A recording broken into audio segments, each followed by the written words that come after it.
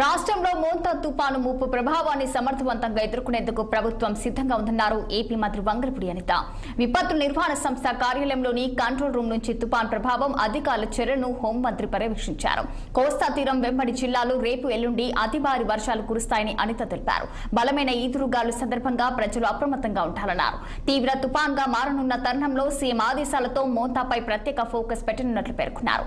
ఇప్పటికే మంత్రులు వారిగా శాఖలపై క్షేత్రస్థాయి అధికారుల వరకు స్పష్టమైన ఆదేశాలు ఇచ్చినట్లు మంత్రి తెలిపారు. ప్రభావం చూపే జిల్లాల్లో ఎన్టీఆర్ఎఫ్ బృందాలు సహాయక చర్యలకు సిద్ధంగా ఉన్నాయని పేర్కొన్నారు. అవసరమైతే మరిన్ని బృందాలను రంగంలోకి దింపుతామని చెప్పారు హోంమంత్రి వంగలపూడి అనిత.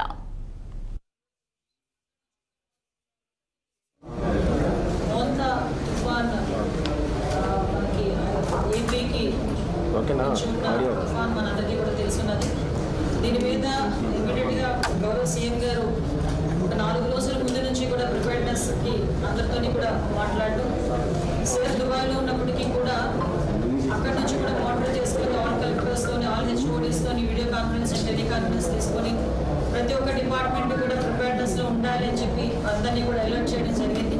మనందరం కూడా అబ్జర్వ్ చేసుకుంటే ఇది maximum 28th midnight most probably Kakinada దగ్గర ఇది హిట్ ఇచ్చే పరిస్థితి ఉంది. అంటే 28th మార్నింగ్ ఇది తీవ్ర తుఫాన్ కింద మారిపోతుంది.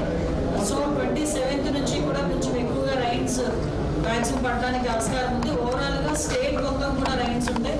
ఎస్పెషల్లీ కోస్టల్ డిస్ట్రిక్ట్స్ ఏదైతే ఉన్నాయో కోస్టల్ డిస్ట్రిక్ట్స్ అన్నింటిలోని కూడా దీని ఎఫెక్ట్ చాలా ఎక్కువగా ఉంటుంది.